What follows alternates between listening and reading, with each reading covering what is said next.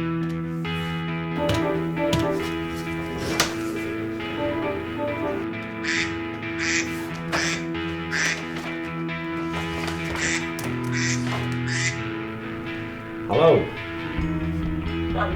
Yeah. Peter, it's Marcus calling from Constructor Software. I'm just wondering if you had a moment to chat about your software. Oh, mate, not really. I'm snowed under. I've got this bloke to tell you to get out. Okay.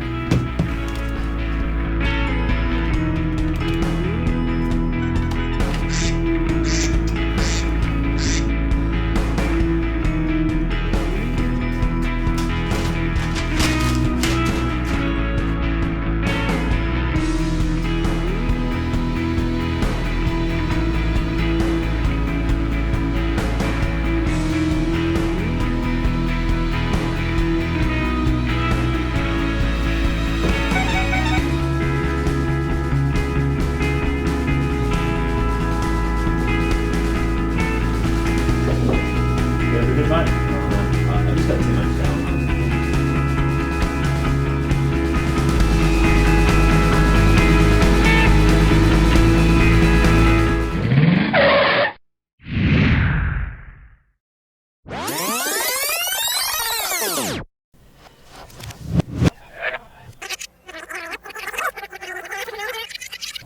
G'day Peter, it's Marcus calling from Constructor Software. So, can this happen straight away? Well look, we can do a demonstration for you either online or in person.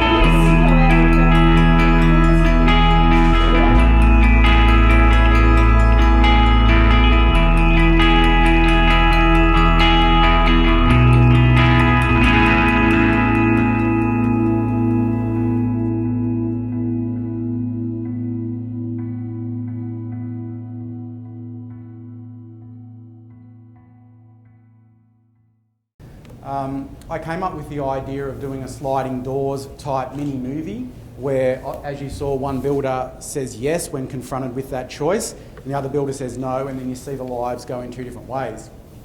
We spoke to several video producers, and as far as price point went and as far as being able to embrace that idea, we had very mixed results. So we knew that we had to come in 3 minutes or under.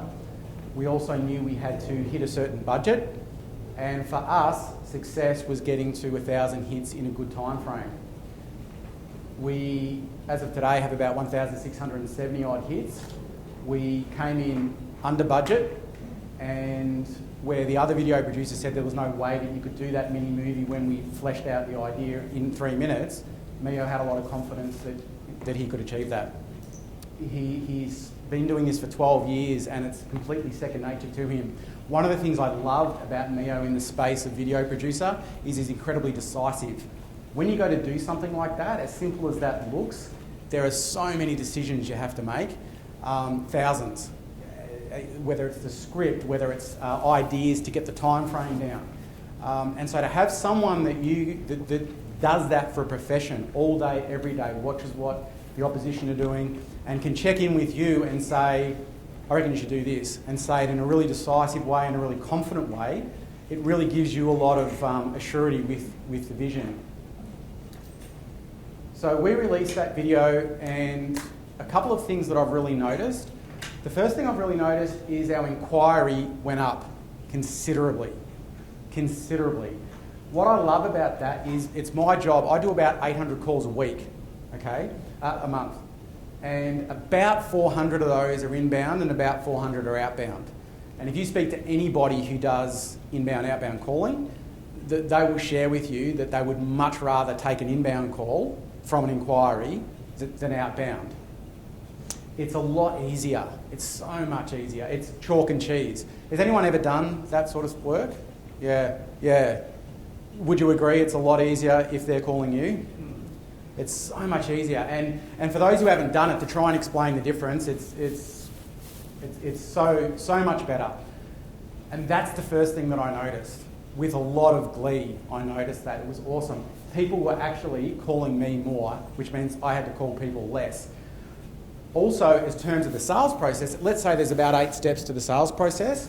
When someone calls you, as the 5 or 6 that put their hand up will attest, you're kind of starting at step number 5 of the 8 steps. Whereas when you outbound, you're starting right at point 0. So that was the first thing I noticed, is levels of inquiry went up, and the quality of inquiry went up. I think what Mio was saying earlier, this notion that people do so much of their research now before they speak to you, I think that's very accurate from my experience, because people were speaking to me in a really familiar way. Now, I deal with builders. Builders tend to speak to everyone in a really familiar way, but I definitely noticed, like, they'll pick up the phone, you'll start chatting with them and say, "Are you the Marcus on the video?" "Yes, I am." "Geez, mate, that was bloody shit house. Don't give up your day job." As far as my acting skills went, you know. So that's what they're like. They kind of feel like they get to know you. They feel like they know you a little already. And our business is done nationwide. So Constructor has 1,030 odd clients all around Australia. Very few of our clients meet us face to face. And on average, they transact about $10,000. So to give $10,000 to an entity whom you've never met for a non-tangible product, the more familiarity you can have, the more trust you'll get, and the more trust you get, the easier it is to convert that sale. So that was probably the first thing that I noticed, was the increase in inquiry and the increase in familiarity. Does anyone have any questions so far on any of that at all? Where did you release it? Where? That's a really good question. What we did was, we did a structured, before we had it to release, we worked out how we wanted to go about it. So we had all that ready, we had all that thinking already ready to go. As we were getting the filming done, we released that in a staggered way on our Facebook to try and build up a little bit of kind of excitement and anticipation for our existing users. We then kind of campaigned to our existing users via our Facebook and via our email ability to our existing users to kind of get the word out there for us and share it on their networks. And then what I did is our mailing list, with Constructor's been around for 20 years, so we've got a huge mailing list, and I was able to blast the video. The other thing I was able to do is, let's say I'd had an inquiry who was at one point strong and had started to teeter off. You always need a reason to call someone. People will quickly get shirty with you if you're just calling them. And so this was great for that as well, actually. That was a big thing, because it allowed me to then flick through the email, flick through the video, saying, and in the title I said, "You may recognise yourself in this movie." And the click-through rate on that was awesome, because people are curious. Everyone thinks of things in terms of what's in it for me. So people are like, what am I going to recognise myself in the movie? So they watched it to see about that. And then when I called them, I at least could have a chat to them. Did you recognise yourself in the movie? And so we actually did a couple, we blasted, then rested, then blasted, then rested, and then outbound phone called the blasting. Does that answer your question? Yes. Yeah, and we tried to get our existing users to get excited about it as well. And sorry, one more question. Did you put it on YouTube at all? Mio did all of that for us. Yeah, so Mio did all of that for us. He took care of all the logistics. My tech head is terrible, and so I defaulted to Mio because that's his strength. So yeah, he put it on all his channels as well. Did our existing users get excited about it? Not really. They had a lot of fun with it. They paid me out heaps. They enjoyed that. But it was something that for them, they've already bought Constructor Software. They love the choice that they've made. If anything, it gives them a little peace of mind that they've made a good choice. It reminds them as to why they've made the choice that they've made. So possibly not excitement, but peace of mind for the existing users. And you said one of your goals was to put 1,000 hits. Yep. Specified time. What was your specified time? I'd never done anything like this before, so I said 6 months. And we got 1,000 hits way before then. Yeah, so I was really pleased with that. Does anyone else have any questions? With the existing customers that you said got a laugh out of it, were you able to sort of find out whether they promoted your business to other potential customers? What was your name? Ron. Ron. Yeah. Nice to meet you, Ron. Yes and no. I mean, we've got, as I said, we sent it out to 1,030 and I didn't follow up all of the existing users. However, the existing users that I did speak to just in the path of business, we would certainly talk about it and they would say, oh yeah, no, I sent it to such and such and so forth. What was wonderful was when people, we shot the video with our avatar in mind. Avatar is a word that gets used a lot at the moment. And for those who aren't familiar with the term, it just means you think of your absolute ideal customer and you describe them within an inch of their life, you know, very, very specific. And so Mio was constantly talking to us about, yes, great idea, but how does it relate back to your avatar? So we wanted to make sure that the biggest itch that we felt was out there for us was getting scratched in the video. And the biggest itch was time poor. Everyone I spoke to was time poor. So we had the criteria set.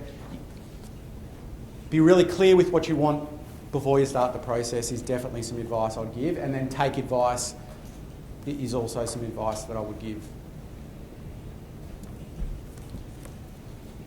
Marcus, Jonathan. you said you sent it out to 1,000. Mm-hmm. Did you actually send the video or a link? Good question. Did I actually send a video or a link? It's email with Yeah. link. Yeah. Email and then the email had a link. Yeah. And then the link was back to the YouTube where it was posted on YouTube. But the link is image link. It's much more powerful than just to put link, follow this link, and then it's the text link. Image link is much more powerful. The other thing that occurs to me to share with you guys is one of the big decisions we had to make, and as I said, there was thousands of decisions, and if anyone wants to chat to me during the break, I'm happy to use some of the hours that I put into this to sort of help you not have to invest those hours. One of the biggest decisions was, do we go with ourselves or do we go with actors? And we decided to go with actors. And in the first meeting that we had with Mio, as part of his expertise and as part of him being decisive, he said, no, go with yourselves. Best decision we ever made. Because it personalises. People enjoy, our clients, builders, enjoy being able to pay me out. Our clients enjoy knowing us. Everyone enjoys paying me out, yes, I know. So that worked really well for us. So I would encourage you to get in front of the camera yourself. So were the other people actors or clients? No, they were people that work in our company. Oh, in your company? Yeah, they were. Yeah. So what did the builder wasn't too? Yeah, the guy that played Builder was a builder.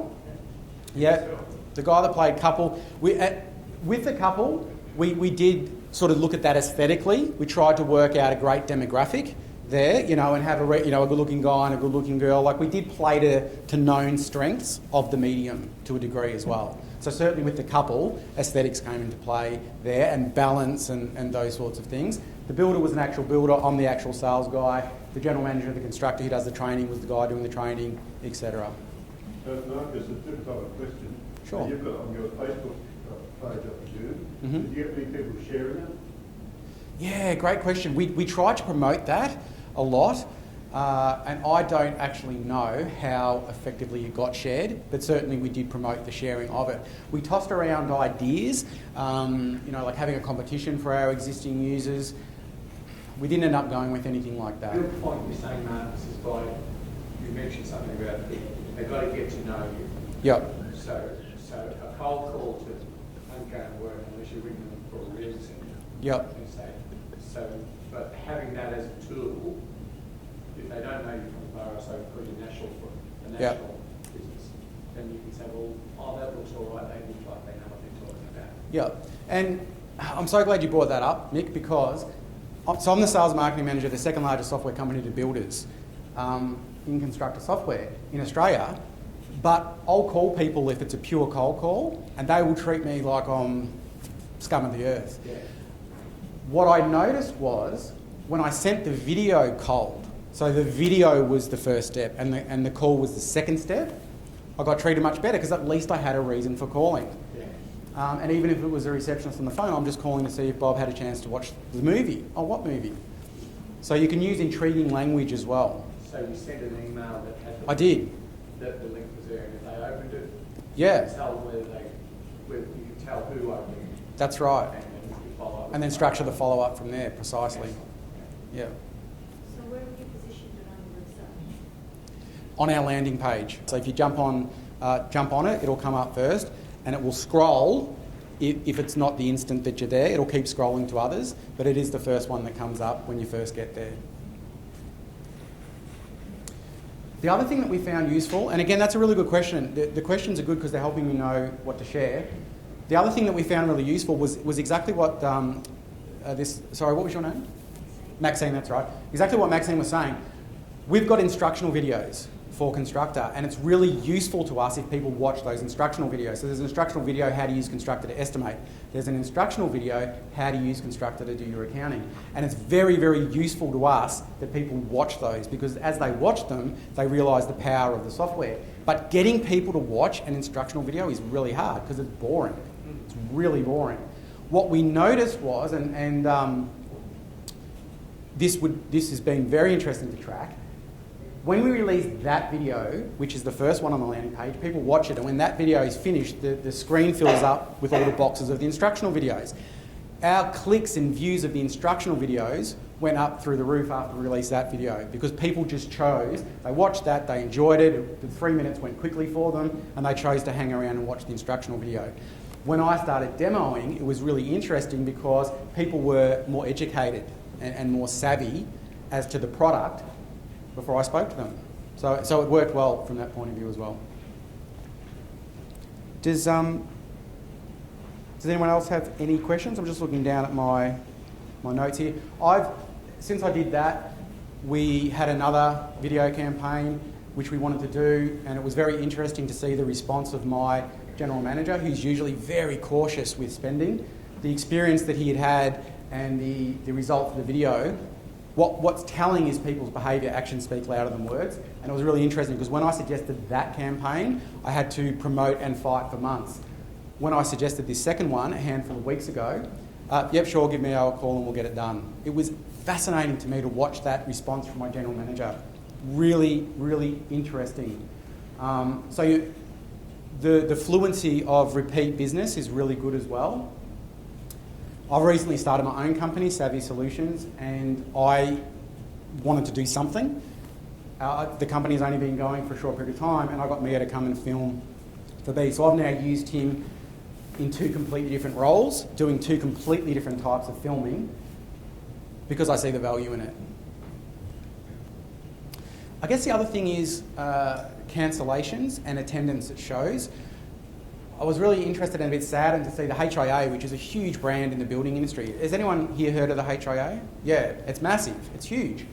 They had to cancel the show due to non-attendance. Now these shows you pay $900 to go to if you're a rep, and you plan them in your calendar a year in advance. So to have one cancelled is very troublesome and problematic, and they had to cancel one just because of the lack of attendance. And because of my experience, I became very curious. I wonder if they had have spent a few $100 and got Mio to do a 1 minute promo of the HIA show, if they still would have had a lack of attendance. I wonder. I wouldn't know. But that's the other reason I would see it, to use it to gain attendance at your event. Oh, yes, so it's like a normal typical television ad that we always used to, but we're actually target marketing our specific thing instead of just a big TV that the ads go to anywhere. Yeah, well, so to give you an example of that, a really specific example, I did a talk on the best 11 tips of networking. And Mio filmed me sharing one tip. And we released that, and then 22 other people come along on the night to hear the other 10. So that was only 1 minute and 40 seconds. And so he filmed me doing 1 minute and 40 seconds with one tip. And folks watched it and went, oh, that's really cool. If I can get another 10 of those, I'll be thrilled. So they came along the night to get the other 10. So that's a really good way that you can just quick, punchy, a short period of time. It's not expensive, and you can guarantee your attendance. The other thing is lead magnets, just real quick, because it's obviously not a marketing class, but you'll notice on a lot of websites nowadays when you get there's what's called a lead magnet, so something you get for free if you subscribe. And obviously a video is a product that you now own and definitely can be something that will sit on your website as something that someone who's checking out your website can exchange their details in receipt of the product, which could be a video of you sharing wonderful content about what you do in your industry. Okay, I think I'm done. Thank you, Marcus. Thank you.